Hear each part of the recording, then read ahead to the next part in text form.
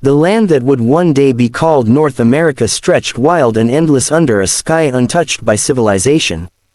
It was a million years ago, long before cities, farms, or even the first whispers of history. Vast plains rolled like an ocean of grass, broken by rivers that carved their way through the wilderness. Forests of towering conifers and ancient oaks spread across the land, their shadows sheltering both prey and predator. Herds of mammoth trudged across the valleys, their tusks gleaming like ivory spears in the fading light, while saber-toothed cats moved silently through the undergrowth, waiting for the moment when hunger turned opportunity into death. In this place, every creature fought for its place in the cycle of survival, and man was no exception. A small clan of early humans followed the winding path of a river that split the plains. Their bodies were lean and strong, carved by constant movement and hunger. They carried with them fire, carefully preserved in bundles of smoldering sticks wrapped in bark and leaves, a fragile treasure passed from hand to hand like a sacred object. For them, fire was more than warmth, it was a shield against beasts, a tool for survival, and a symbol of their fragile grip on existence. Among them walked Argon, a young hunter whose eyes were as sharp as the stone blades strapped to his waist. He was not yet a leader, but his spirit burned with the need to prove himself worthy of guiding others. His people lived by instinct, yet instinct alone was not enough in this land where survival demanded both courage and cunning. The clan moved with purpose, for hunger was pressing upon them. Winter was near. Already, the wind carried a bitter bite, and the days grew shorter. Their last hunt had given them little more than scraps, barely enough to feed the children. Every night, the growl of predators echoed in the distance, and every morning the clan woke weaker than before. Argon knew that unless they brought down large prey soon, they would not see the coming spring. He looked to the horizon, where herds of bison often crossed the plains, and felt the weight of responsibility. His elders had hunted these beasts before, and he had seen the scars left on their bodies by the battles. To kill such an animal was to wrestle with death itself. Yet without risk, there could be no survival.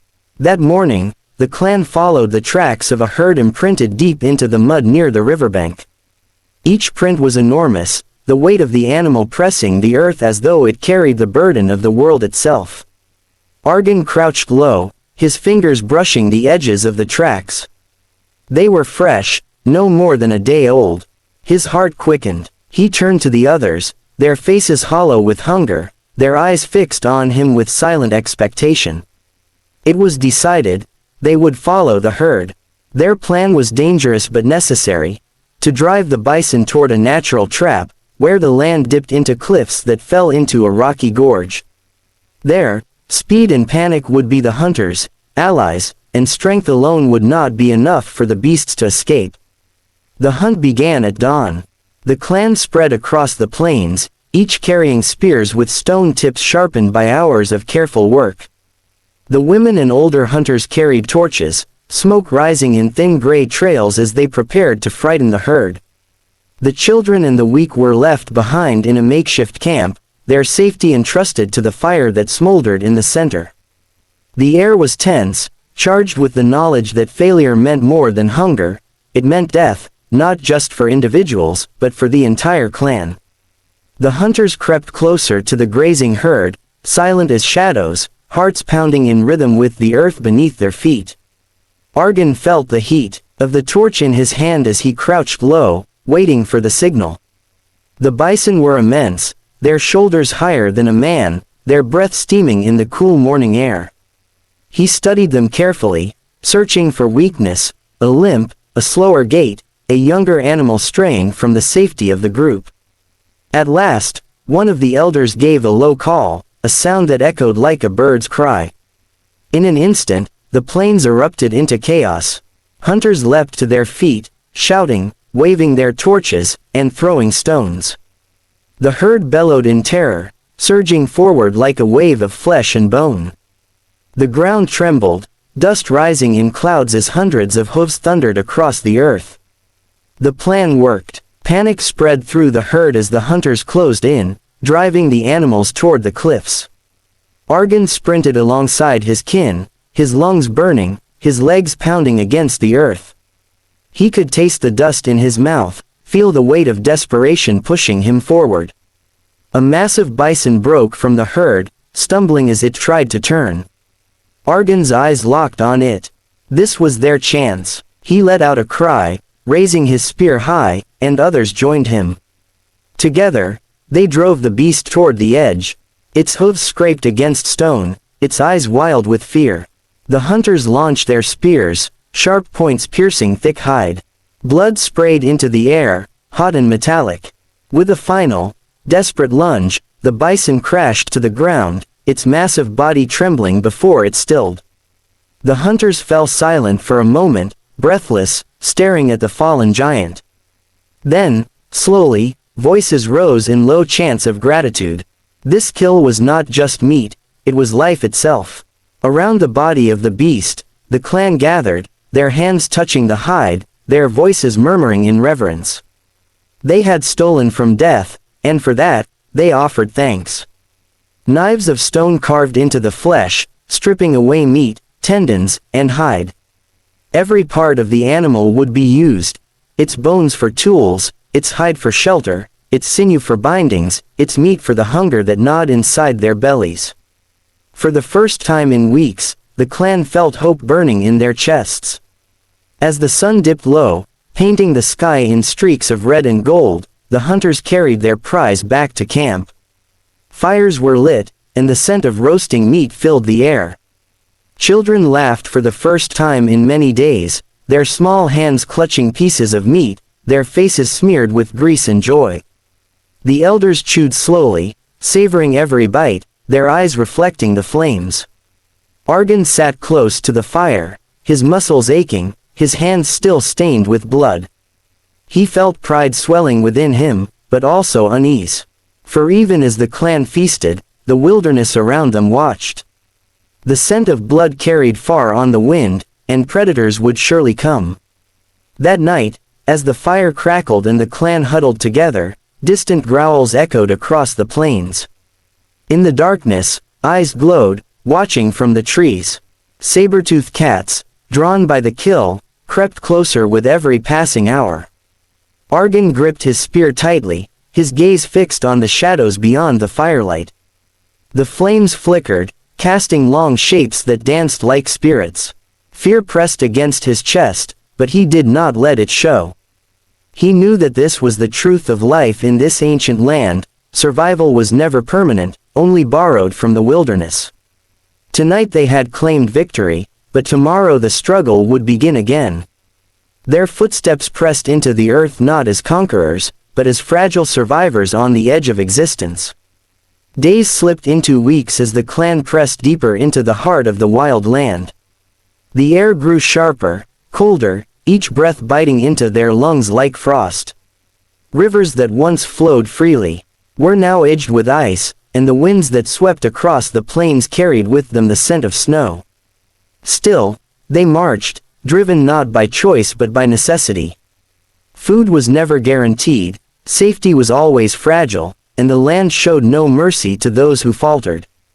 The clan's shelters grew sturdier with every stop, built from bones of mammoths and hides stitched together with sinew. Within their circular frames, fires burned through the night, a fragile line of defense against the storms and predators that stalked just beyond the glow. Argon had grown in the eyes of his people. Though young, he had proven his courage and skill during the hunt of the bison, and with each passing day, more eyes turned to him when choices had to be made. He felt the weight of their faith pressing down on him, heavier than any stone or spear. To lead meant more than guiding hunts or finding safe paths, it meant carrying the lives of his people on his shoulders. As he walked ahead of the clan, scanning the horizon for danger or opportunity, he felt both pride and fear. Every decision could be the one that meant survival or doom. One morning, the sky was pale and heavy with clouds, the sun nothing more than a faint blur behind the veil of gray. Argon moved ahead of the group, his feet sinking into the frozen earth, when something unusual caught his eye. In the soft mud near a half-frozen stream, he saw shapes pressed deep into the ground. His breath caught in his throat as he crouched low. They were not the prints of deer, nor the round pads of a great cat. These were human, large, flat impressions of bare feet, the toes splayed wide in the mud. His heart pounded. They were not his clan's tracks, they belonged to others. For a long moment, he stared at the prints, his mind filled with questions. Were they rivals? Could they be friends? He traced the edges of the footprints with his fingers, feeling the water that had pooled in their hollows. They were recent, no more than a day old. He rose quickly and returned to the clan, his voice low as he spoke of what he had seen. Murmurs rippled through the group, fear, suspicion, curiosity. The elders frowned, their brows heavy with thought. Until now, the clan had believed themselves alone in this vast land. The idea of others who might compete for prey, for shelter, for survival, unsettled them deeply. Yet Argon could not ignore the truth. Man was not alone here. That night, the discovery weighed on every mind. The clan huddled near their fires, chewing meat stripped from the last hunt, their eyes darting toward the darkness beyond the circle of light. Every howl of a wolf, every crack of a branch made their muscles tense. Argon, sitting near the flames, felt the same unease. If there were others, what kind of people would they be? Fierce and violent, willing to kill to protect their own, or like his clan, fragile survivors searching for food and warmth. The unknown pressed upon him more heavily than the cold. He knew they must be careful. The land was vast, but its gifts were few. Strangers could mean danger. The following days were filled with caution.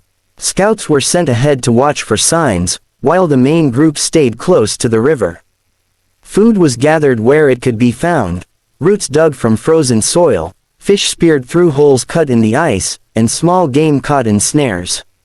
Yet hunger remained. The bison herds had moved south, following the warmth, and mammoths were too few and too dangerous to chase without great numbers.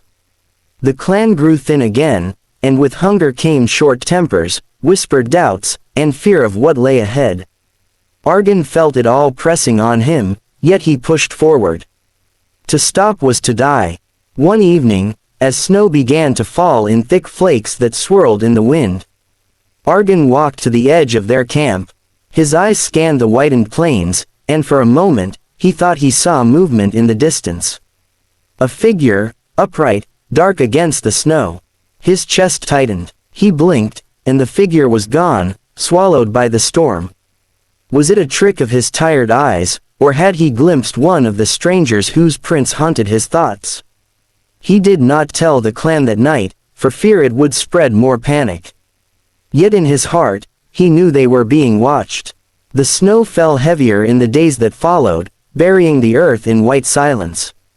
The clan's shelters were reinforced, their fires fed with every scrap of wood they could gather. Yet even fire could not erase the gnawing hunger in their bellies. The meat from the last kill was gone, and hunting in the snow was nearly impossible. Argon led small groups into the forest, their feet crunching through the frost as they searched for deer or elk. Sometimes they found only tracks, sometimes nothing at all. Every failed hunt left the clan weaker, more desperate. Children whimpered in their mothers' arms, and the elders spoke in low voices of the spirits of the land, wondering if they had angered them. Then, one morning, as the storm broke and the sun shone faintly through the clouds, the clan awoke to find more footprints in the snow. They circled the camp, weaving close before disappearing back toward the trees. This time, there was no denying it, they were being followed. Fear gripped the people, but Argon stood tall before them. He told them that fear would not feed them, nor would it keep them safe. The fire, their tools, their courage, these were what kept them alive. Strangers or not, they would endure. His words gave some comfort, though doubt still lingered in the hollow eyes of his kin. That night, as the clan gathered once more around the fire, Argon looked at their faces, hardened by hunger, marked by wind and frost, yet alive with a fierce determination. He felt pride swell within him, even as fear gnawed at his heart. Their journey was not easy, nor would it ever be. But they were survivors, and their footsteps left more than temporary marks in the snow. Each print carved into the frozen earth was a testament to their resilience, a declaration that they belonged here, no matter how harsh the land or how great the challenges. The journey of prehistoric man across this untamed continent was not one of comfort, nor of certainty. It was a story written in blood, in fire, in struggle against beasts and storms and the unknown. Yet it was also a story of endurance, of small victories wrestled from the jaws of despair. As the flames flickered and the snow whispered outside their shelters, Argon understood something deep in his bones. They were more than wanderers, more than hunters. They were dreamers of fire, shapers of the land, and the first of a people who would endure long after the storms had passed and the beasts had vanished. Their survival was fragile, but it was real. Their footsteps, pressed into the snow, would never truly vanish.